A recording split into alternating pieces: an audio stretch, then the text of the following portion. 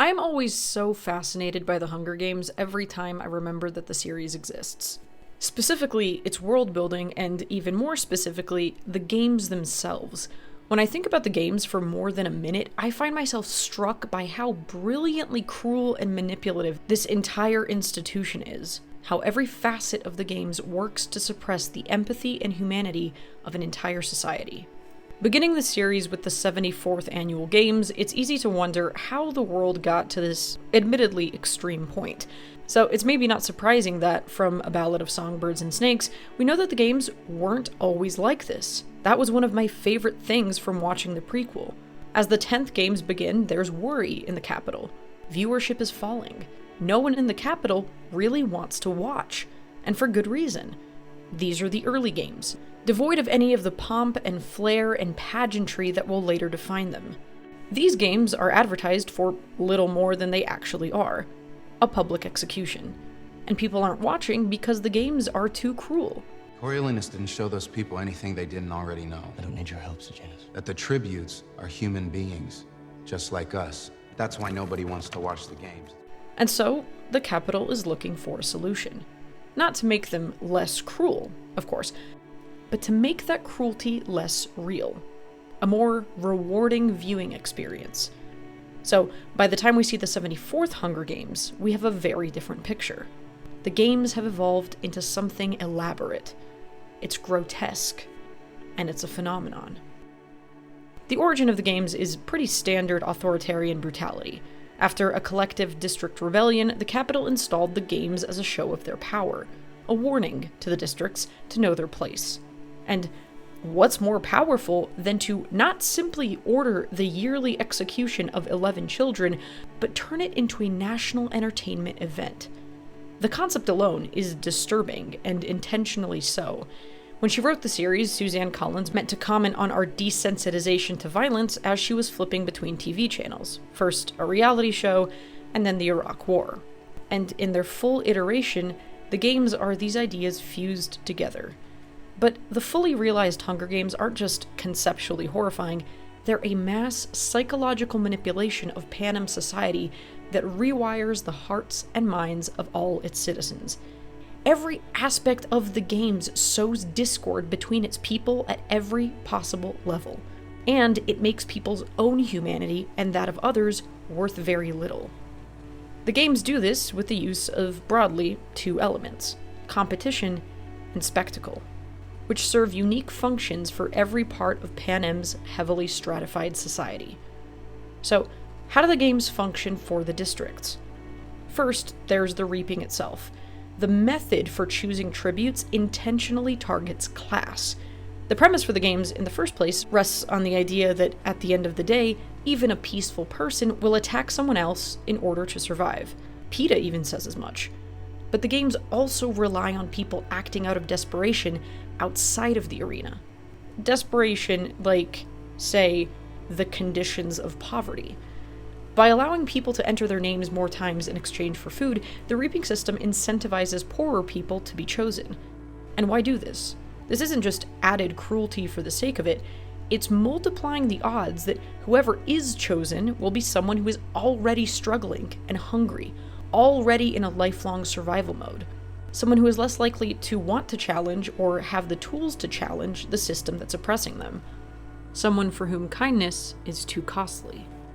Singling them out, putting a weapon in their hands, and saying, it's you or them. And we can see the way this plays out by comparing PETA and Katniss's different reactions to being chosen. Yeah, I just keep wishing I could think of a way to show them that they don't own me. You know, if I'm gonna die, I want to still be me. I just can't afford to think like that. If Katniss dies, her family is left defenseless. But if Katniss sucks up to the Capitol and somehow wins, they aren't. So it's a forced choice. Compare this to PETA. Because PETA was in a slightly more privileged position, albeit within the poorest district, he had a little more space to consider his own wants and feelings and sense of identity. As the son of a baker, he didn't have to worry about food in the same way Katniss did, for example. Which isn't to say that identity and self-reflection are a privilege. These are things that we all deserve. But that's precisely why those things are targeted. If people are focused on surviving, they simply won't have the time or energy to consider anything else. Then, the Capitol also presents the games themselves as offering a permanent escape from poverty. Win, and you and your family are set for life. But the promise of riches is a carrot on a stick, a hollow promise to an individual rather than commitment to systemic change, because treating the districts better as a whole is out of the question. But elevating one district citizen above the others, that's both simpler and a way to send a message. Look, this is what happens when you behave. And so it works. Because of course it does. People do play the Capitol's game with the idea that a slim chance is better than none at all. And the illusion of winning, however small, provides a sort of plausible deniability when the horror of it all becomes too real. In the Capitol interviews, should the conversation turn dark or serious, Caesar can just shake it off with, well, maybe you will win. I'll tell you what, Peter. You go out there and you win this thing. And when you get home, she'll have to go out with you. There's also the volunteer system, which is one of the many ways that Snow overhauled the games to add drama. People get picked at random, though I have seen this disputed by some fan theories, but technically, they might not even have to fight, because hypothetically, someone else could volunteer for them. As we're told in the books, this, unsurprisingly, doesn't really happen a lot. So when you're picked, the heavy silence is a reminder. Someone could save you, but why would they do that at the cost of their own life? It's a reminder that you're probably doomed, and everyone knows it. And you are alone. And so this targets the sense of community within districts, almost to make the point that at the end of the day, they're the only ones who will have their back. What's also key is competition. The competitive nature of the games separates people between one district and another, puts everyone in immediate survival mode, and then creates a hierarchy within oppressed classes. In this respect, the games are similar to gladiator fights, but with some really significant differences. Namely, the fact that tributes are specifically and exclusively children is intentional. Firstly, it's a way to show districts how helpless they are, that not only can you make district people each other's executioners, but of their youngest and most vulnerable. With the legacy of the games, every district will have lost some child at the hands of a different district. So when tributes do end up killing each other, they have now become a weapon of the Capitol. They've now carried out violence on the Capitol's behalf. To the families of the losing districts, the victors are now the face associated with a great personal loss. At the risk of stating the obvious, this creates a general culture of fear. No child will grow up exempt from the knowledge that they might have to participate in this, and no parent is exempt from knowing that they might lose their child to the games, one way or another. Not everyone will be picked, but everyone will grow up bracing for the possibility, preparing mentally on some level for the reality of having to kill another child or of their televised death. And this would be enough, but of course, this isn't even the worst of it, because it's not just the violence. The competitive element existed from the beginning. Still, it wasn't enough to get people to watch when the games started falling in viewership. It's spectacle that elevated it. The goal of the games isn't just to intimidate the districts, but to put on a good show doing so. I've seen some fan theories that the reapings, in fact, aren't random, but are geared towards picking who would produce the most compelling drama. And it's this spectacle of the games that is its greatest asset. The spectacle dehumanizes everyone involved and hampers everyone's ability to relate to each other. That is, the kids, appropriately named tributes, aren't just sacrificed, they're almost literally turned into products, repackaged, polished, and marketed for quick consumption. Upon arriving in the Capitol, tributes are groomed to an approximation of Capitol citizens' unnatural perfection, given makeovers, stripped of body hair, and in the books, boys are prevented from growing facial hair. They're made to be as objectifiable as possible, dressed up in an imitation of their oppressors in what are probably the last days of their lives. But the spectacle isn't just dehumanizing, it does so in a very careful way, because it doesn't make these people enemies, or monsters, or martyrs. It makes them celebrities. And somehow that's worse. will watch the games if they care what happens to the tributes? Everyone. Tributes' transformation into celebrities, either temporarily or permanently as victors, is just more humiliation. And in cases like Phoenix, whose body is sold as a commodity, overt exploitation. As if to say, look what we can make you do. Look what we can make you become. And to top it off, we can make you pretend to enjoy it. This is the ultimate show of power. For the tributes to have to entertain the bad jokes, the flippant attitude, and play along days before their suffering will be nationally broadcast. But of course, they do play along because they have to. They have to leverage their likability, a ludicrous thing in the circumstances because it gives them the best chance of survival. And so the spectacle, the pageantry, is the game's biggest asset. In the middle of an unthinkable situation, these children don't even get the dignity of facing it as themselves.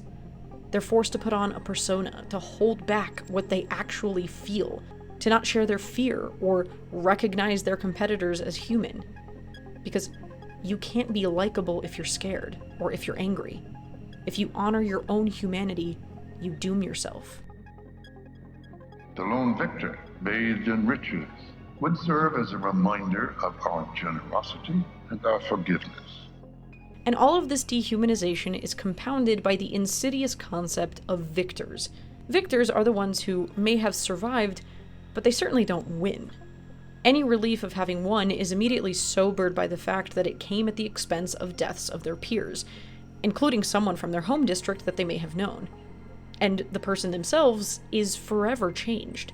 Victors come out of the games with PTSD and whatever other physical injuries and disabilities.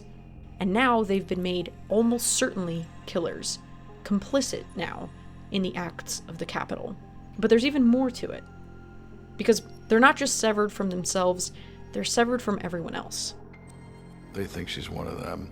We need to show that she's one of us. Prior to the 10th games, the winner went back to their district as though nothing had changed. But one of Snow's clever updates was the reward, and even worship, of victors in order to, as he put it, tempt a better class of tributes to possibly volunteer. The victor worship works on a couple levels. First, it leads to, as anticipated, some people seeing the games as a risky but doable escape from poverty. Snow asks Seneca, why have a victor at all? And he explains his reasoning, that having a victor to celebrate creates hope. And this hope is what takes the games from a glorified execution to a path to a more comfortable life. It's unjust, but there's a slim chance that injustice might work out in one person's favor. Or at least, this is the idea being sold. Just enough illusion of victory for people to believe it's worth fighting for, but still one unlikely enough to keep people afraid. And furthermore, now when these surviving victims come home as winners, they're severed from their community. Not just emotionally, but also physically. Victors are essentially made into a whole new class of people. Sectioned off in a victor's village, they're given access to wealth their peers will never have. And it's almost flaunted in their faces. As if to say, this is what happens when you play our game and win. And so this is an incredibly easy way to build resentment between victors and their former peers and communities, who may now see them as belonging to and representing their oppressor class. And though they're sold this idea that after winning they'll be left alone, victors are never allowed out of the shadow of the games. In another twist of the knife, those who survive the games are made mentors to new tributes. Victors, already with their physical and psychological burdens, are forced to guide new tributes, knowing full well they probably won't survive, forcing them to feel at least somewhat responsible for their deaths. To meet these very young kids, know them up close, maybe grow to care for them, give them the illusion that they can actually help, and watch them die, re-traumatizing them over and over again. Easy career. You know what that is? Careers are another byproduct of both Snow's volunteer system and the glorification of victory. They're also another weaponization of class, sort of the counterbalance to how the system preys on the poor. This targets the more privileged in the districts, who embrace the games not as a cruel punishment, but as an opportunity for glory. So competing with the scared, starved, poor children are those in the wealthier districts, 1, 2, and 4, who are raised with the idea that winning the games is a badge of pride. These kids are trained in elite academies and then volunteer at the peak of their fitness. Given both their advantage and their enthusiasm, careers often become capital darlings and give credibility to the culture of the games. I'm prepared, vicious, I'm ready to go. You are our family. But, of course, careers are just another tragedy. The whole concept of careers is just pitting districts against each other and creating elites out of what are ultimately still victimized children. Career children are propagandized into believing that their volunteering is an honor, and the other districts understandably resent their wealthier counterparts for being capital favorites and the most likely to win. And it's true, careers do have a comparatively higher chance of survival, but in being raised to be perfect killers, in being made an enthusiastic part of this whole gruesome spectacle, they're still dehumanized. The life of these kids, in their own eyes and in those of their families, is valued less.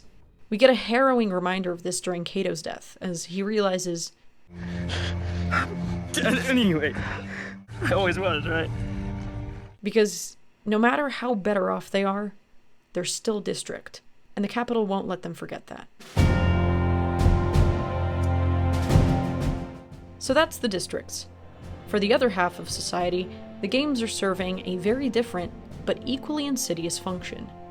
The games disincentivize capital citizens from having any real empathy at all for the districts, curbing any risk of national unity, while at the same time encouraging the capital to have a very particular imitation of empathy.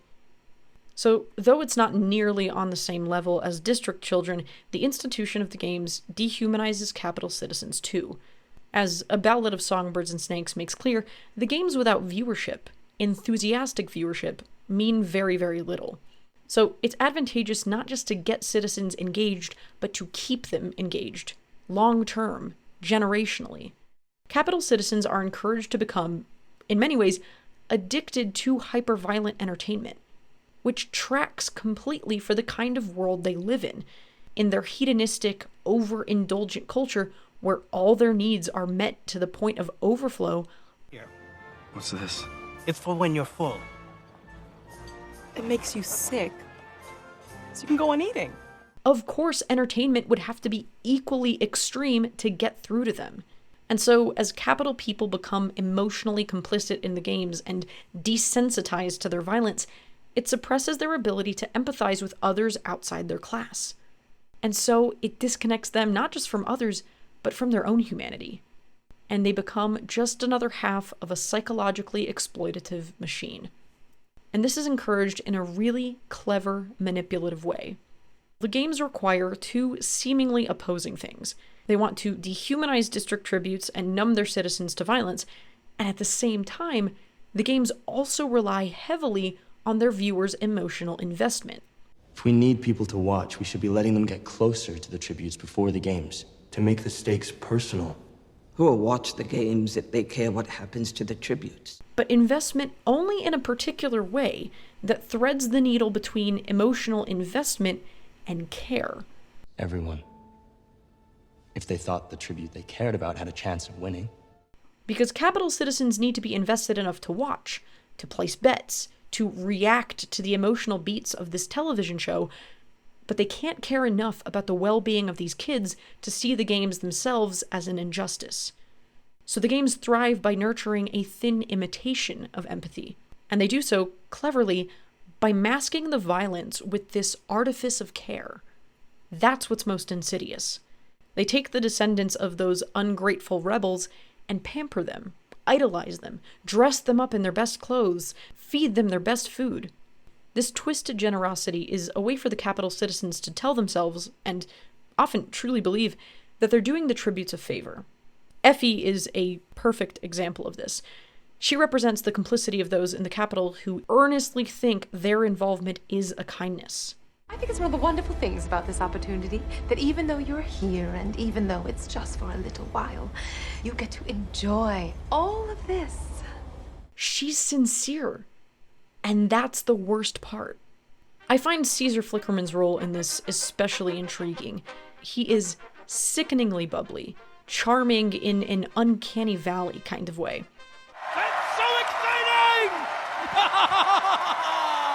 He is the ambassador connecting these two worlds, and his charisma is a huge part of why this works. It legitimizes the violence. And this is where it gets really interesting, because Caesar does do a lot of work to humanize the tributes. He asks them personal questions, he laughs at their comments, he, in a lot of ways, makes them look more charismatic than they actually are, and he even allows them to indulge some sadness that can be milked for the audience. But if any of them break the spell, if any of them actually express any resistance to the games themselves... The Quarter Crow were written into law by men. Certainly it can be unwritten. But now, you want to kill me again. Well, you know what? His wall immediately goes up. Interesting concept. All right then. One woman's opinion. It is so sinister. He jokes with tributes on TV as if this is all normal, as if they're friends. And then in the arena, he discusses the horrible things happening as if he's talking about the next day's weather. There is a particular kind of evil about being forced to act friendly and joke around with the people who are about to kill you.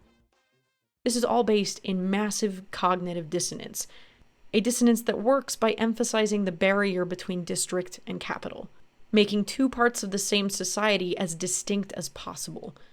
Where in Snow's early life we see fashion that, while still conveying class, was much simpler, as the capital becomes increasingly wealthy following the war, the capital's excess becomes more ostentatious. So, as the class and power gap widens, so do its visual markers. Capital citizens develop their distinct and often extreme signifiers of wealth and status, and become increasingly visually distinct from the districts. And we see this play out as the tributes are introduced. While doing interviews and playing up the reality TV angle of the games, tributes are dressed up in elegant clothes, shiny, and lined up for viewers to project upon and pick favorites.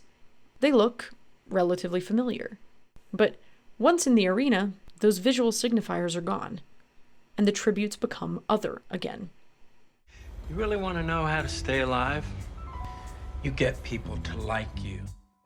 The false empathy goes even further with the idea of sponsorships, another one of Snow's popular upgrades. As an incentive to get them invested, wealthy viewers are encouraged to sponsor tributes. They can send them water, or medicine, or weapons. But, of course, only to those who are following the rules, who, in this nightmare scenario, have earned assistance by making themselves likable enough. By sponsoring tributes, capital citizens get to have their cake and eat it too. They get to indulge in the sensationalized violence of the games, and also pat themselves on the back for having tried to help. The relief of tributes isn't even about them anymore. It's about how it makes capital citizens feel, telling themselves they're good people, this feel-good hit of emotion for them to consume and forget about by the end of the victory tour. Doubling down on designing the games to become addictive, Snow also built a way for people to straight up gamble on them. Just another hook to dig into their audience. In another insult to injury, tributes' performances are publicly ranked in order for those in the capital to place bets on them. It's this flippant gesture to their families back home that both intimidates and humiliates these kids in the days leading up to the games. There is no part of these people that can't be consumed. I don't know who we will miss more, you or your brain. Their faces, their bodies, their lives, their deaths, and their emotions. Now, I can sell the Star-Crossed lovers from District 12. We are not Star-Crossed lovers. It's a television show. And we see all of this in the way that the games are upended in the first book. Peeta and Katniss manage to save each other by playing the game perfectly, giving the audience a love story to root for. Love, ideally, is something honest, something that connects us. But, like everything else spit out by the machine of the games, this is love for public consumption. It was the bond of love, forged in the crucible of the games, that was our greatest prize. The capital craves high drama, and Peeta and Katniss are able to exploit this. Their love, however authentically romantic it might be, becomes something that can be dramatized for their own survival. Because it can't be enough that they just wanted to save each other. Because, no, that would be an act of rebellion. The marketable story had to be that Katniss was too deluded by love, that she just couldn't bear to live without him. If it were simply that she cared about someone and didn't want to lose him, who in the games wouldn't qualify? It couldn't just be ordinary human compassion. It had to be something else, a display of emotion so extreme to justify defying the games, while at the same time satiating capital citizens' need for intense entertainment. Because, as Haymitch reminds us, it's still a television show. But the exaggerated story that saved Katniss and Peeta's lives was still driven by something authentic. By that human compassion that Panem finds so dangerous. And that's what predicts its downfall. The institution of the games reiterates the classic idea of divide and rule. They're holding hands. I want them dead. The idea that if the people that you subjugate see each other as the enemy, they're less focused on who the real enemy is. They make certain that there is no risk of unity, of solidarity between any of its people. The hand-holding of the victors in catching fire may have been a desperate play to save themselves, but nonetheless, we understand why this display of unity is a threat. Because that would undo the basic premise of the games and of Panem itself. For tributes to stand together means recognizing each other not as enemies, but mutually as victims. And we can't have that. And so, to circumvent anything like this, the Hunger Games target collective empathy on a cultural scale, especially and deliberately from society's youngest. So how does this fall apart? Well, the first cracks in the wall are just people treating each other, despite the circumstances, with real care and dignity. It starts with Prim. Katniss volunteers to protect her sister, a story that works to jerk tears out of viewers. Compassion first for a family member. And that's the first link in a chain of humanizing acts. Because there's also Peeta. Peeta, who risked and received a beating from his mother for burning bread to help Katniss live. And although she doesn't share his exact feelings, this means something to her. And then Katniss meets Rue. And Rue reminds her of Prim. And for a moment suspended in time, as if nothing else is happening around them, they care for each other and trust each other. Katniss's love for Prim overrode her own self-preservation, and now Katniss risks her life in an open field for the simple, rebellious act of honoring the life of a girl she cared about. And it ripples outward. In Rue's name, Thresh spares her. Then, Peeta and Katniss's mad love moves viewers enough for Seneca to break the principles of the games. A crucial moment that signaled, for the first time, that something could override Snow's careful rules. Love, even as a sensationalized half-truth.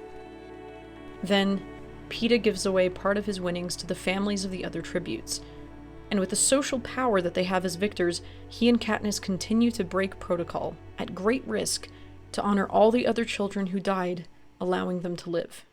And all of these humanizing acts become a tidal wave, the engine of something unstoppable.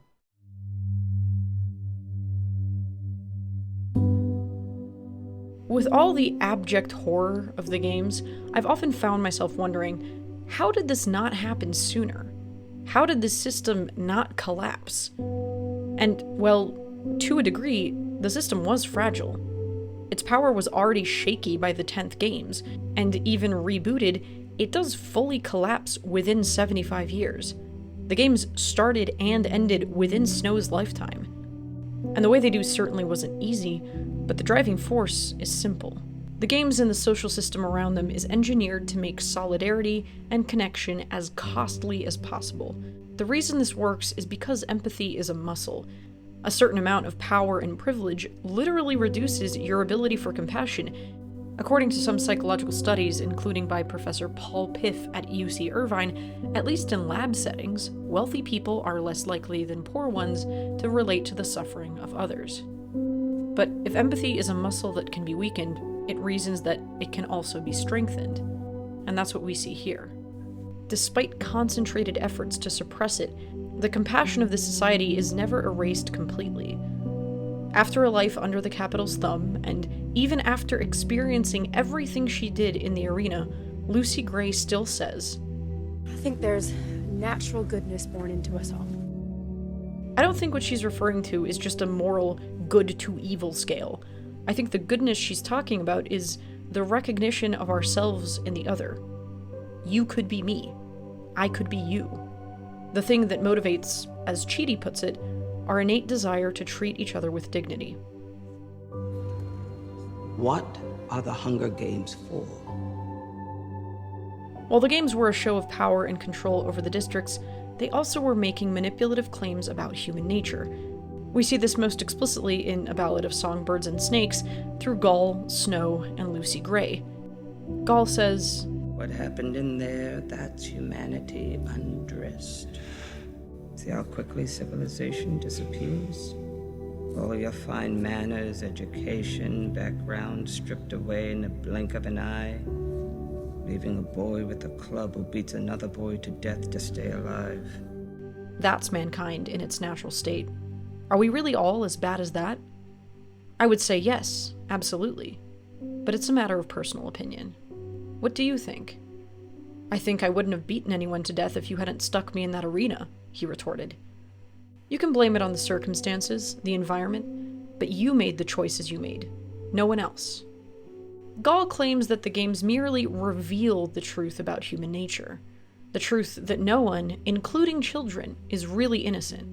And while this is partially true, this is a mostly dishonest take, especially coming from someone who, builds death battle royale arenas for children. Gaul just created her own trolley problem. Because, of course, if you put desperate people in an arena with weapons and the promise of safety if they win, of course many will fight back. So this is less a revealing truth about humanity as a whole, and more about the character of its architect. Yes, people in survival mode can and will do terrible things. So, sure, Gaul's statement is technically partially right. But she's omitting some pretty important information. People in the arena aren't in natural circumstances. It's about as engineered as it gets. And actually, it seems as though even in dire circumstances, people are still remarkably reluctant to hurt each other. U.S. Army Brigadier General and Army historian S.L.A. Marshall conducted interviews with thousands of soldiers immediately after they had been in close combat in World War II. And what he found was that only about 15 to 20% actually fired at the enemy. This only started changing in later wars with the implementation of battlefield conditioning, from using language to desensitize soldiers from killing to training them to shoot as a reflex. Not so different from what we see with the games. As sociologist Randall Collins put it, humans are hardwired for interactional entrainment and solidarity. And this is what makes violence so difficult. And I have to think of another line that Collins wrote for Lucy Gray. People aren't so bad. Not really. It's what the world does to them. Like all of us in the arena. We did things in there we'd never have considered if they'd just left us alone. Both Gray and Gaul's claims have some truth. We do make choices, but those choices don't exist in a vacuum. But you can't take an extremely curated event and use it to make broad claims about human nature. So, if anything, the intricacy of Panem's and the game's system speaks to how artificial it is. It requires so much calculation, so much force to stay in place. So, despite this machine built so efficiently to train the empathy out of people, it can't get rid of it. And there's something else that I think is also good to acknowledge. While the kindness that undoes these oppressive systems is natural and innate, I think it's also really important to note that kindness requires intention too. Just because it's a part of us doesn't mean that it's always the easiest or instinctive choice. If, again, empathy is a muscle, then every day we have moments that we can choose to exercise it. If human beings can be both antagonistic and cooperative in different situations, then it matters what the social forces around us nurture and value. Of course, there are individual differences and predispositions. Some people might just be innately more compassionate, and some people might just be innately cruel, and there's nothing you can do about it. But by and large, most people are somewhere in the middle. And so I find Lucy Gray's words particularly meaningful because she herself is no stranger to cruelty.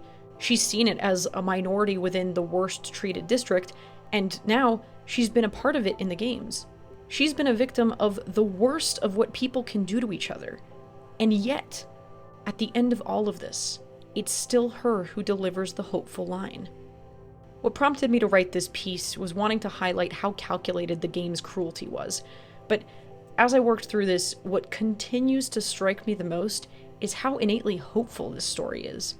And it works because it's not naively hopeful. It doesn't make the case that people are innately good 100% of the time, that the true goodness Lucy Gray mentions always wins out.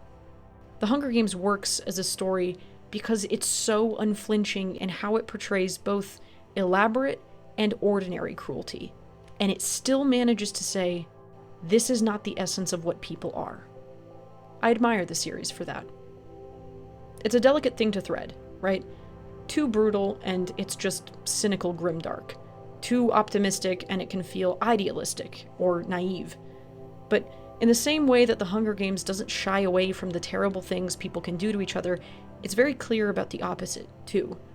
Something good and kind persists in the people in the story, even when it doesn't always prevail or save the day. Regardless, the kind act and its potential to inspire change are always there.